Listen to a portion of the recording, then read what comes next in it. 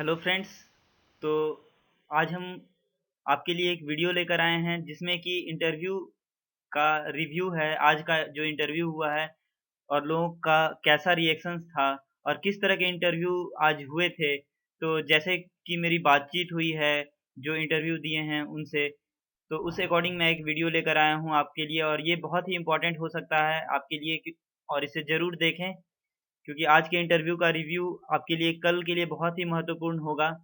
तो मैं बेसिक बताना चाहता हूँ आज के इंटरव्यू में क्या। तो ये इंटरव्यू डिटेल्स हैं। आज के इंटरव्यू में डॉक्यूमेंट वेरिफिकेशन हुए सबसे पहले और जो भी डॉक्यूमेंट मेंशन्ड थे वो वेरीफाई किया गया, उनके ज़ेरॉक्स लिए गए और एक बहुत ही महत्वपूर्ण बात है कि कोई सीवी नहीं लिया गया। सीवी के बारे में बोला नहीं गया था और सीवी वहाँ पे उनके पास वो सीवी गया भी नहीं था। तो सीवी से रिलेटेड क्वेश्चंस नहीं पूछे गए थे। तो ये सही था और वैसे भी सीवी की डिमांड नहीं होती है। अगर आप दे दें सीवी तो वो अलग बात है, लेकिन सीवी की कोई डिमांड नहीं रहती है वहाँ पे। और पैनल में टोटल 6 लोग थे जिसमें कि 4 लोग क्वेश्चन पूछ रहे थे और मैंने जिससे पूछा उसे 4 लोगों ने ही क्वेश्चन पूछा, 5वें और छठे लोगों ने क्वेश्चन नहीं पूछा। तो एक बहुत ही रिलैक्स वे में इंटरव्यू चला था। जैसा कि मैंने बात की है, तो बहुत ही रिलैक्स वे में था और लगभग 15 मिनट का इंटरव्यू था और मोड ऑफ कम्युनिकेशन इंग्लिश था। तो घबराने की बिल्कुल भी बात नहीं है और वो बहुत ही सपोर्टिव थे जिस तरह का वहाँ का माहौल था।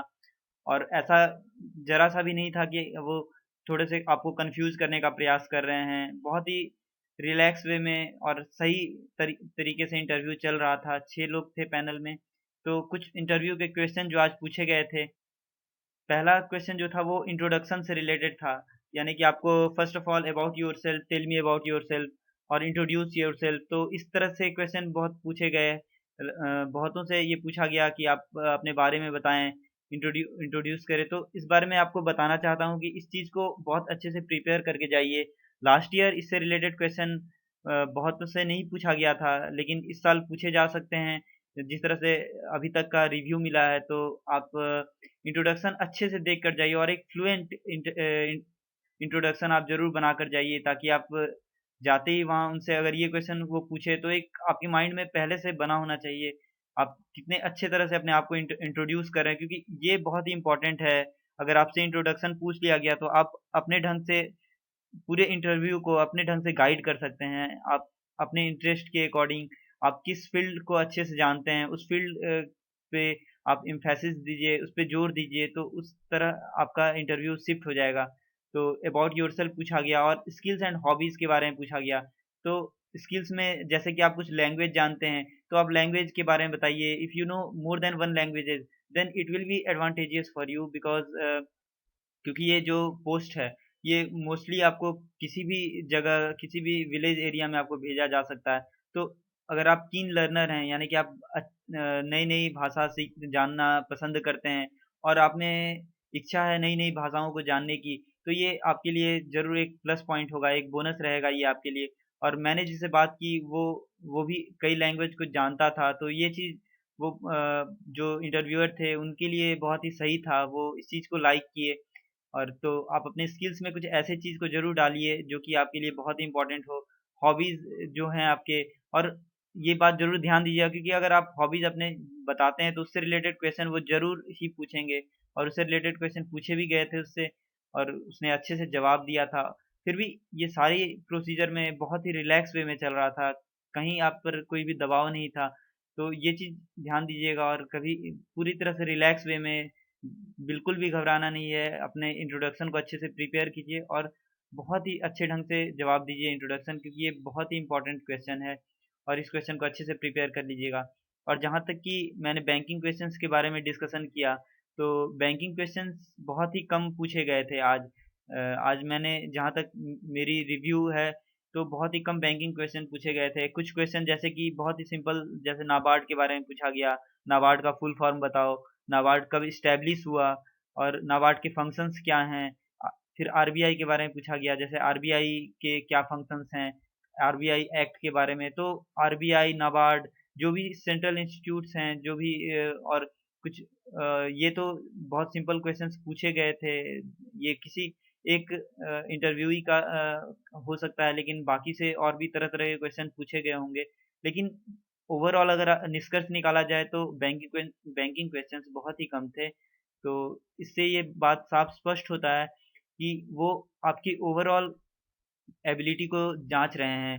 स्पेशली बैंकिंग पे वो फ़ोकस नहीं कर रहे हैं, क्योंकि एज़ ए स्पेशलिस्ट ऑफ़िसर आपको अपने सेक्टर की जानकारी ज़्यादा होनी चाहिए एज़ कम्पेयर टू बैंकिंग। और वही बात थी, वो बैंकिंग से ज़्यादा आपके सेक्टर्स की जानकारी ले रहे थे, जैसे कि एग्रीकल्चर के बारे में पूछ रहे थे। और जैसा कि मैंने कल एक वीडियो डाला था, roles of agricultural field officer, तो इससे ये क्वेश्चन 2-4 क्वेश्चन इसी से पूछे गए केवल, कि आप लोन कैसे पास करेंगे, आप बताइए how will you pass a loan. या आप डिटेल्स ऑफ वर्किंग पूछा गया था उससे कि एक एएफओ करता क्या है। और डिटेल्स ऑफ वर्किंग आप ज़रूर देख के जाइएगा कि मैंने वीडियो कल का एक वीडियो था, उसमें मैंने पूरे डिटेल्स में बताया था कि क्या-क्या रिस्पॉन्सिबिलिटीज़ होती हैं, क्या रोल्स होते हैं एएफओ के, और why you have selected AFO ये भी मैंने बताया था। और what will you do after doing AFO means is this your last plan, और आपके कोई फ्यूचर प्लान्स भी हैं। यानी कि आप ये भी पूछा गया था, आपके फ्यूचर्स प्लान के बारे में पूछा गया है।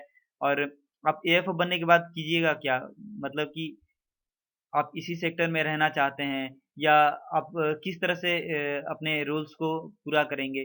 तो अगर आप पिछला वीडियो देखे होंगे कि roles of an agricultural field officer, तो बहुत ही आसानी से आप इस क्वेश्चन का जवाब दे सकते थे। तो ये क्वेश्चन फिर से अच्छे से एक बार देख कर जाइएगा, ये बहुत ही इंपॉर्टेंट क्वेश्चन हो सकता है आपके लिए इंटरव्यू में।